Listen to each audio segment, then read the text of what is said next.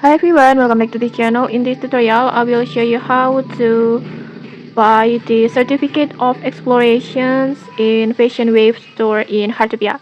So in this Call of Fields event, you need the certificate of explorations when you want to leveling up your level in the Whalefall Canyon explorations menu. And you can get the certificate of explorations by completing the daily quest on there. But in here you can also get the certificate of explorations by buying it in this Fashion Wave store. In here you can buy the certificate of explorations with 800 Fashion Wave tokens. So make sure you have enough tokens, and then with that 800 tokens you will get to certificate explorations.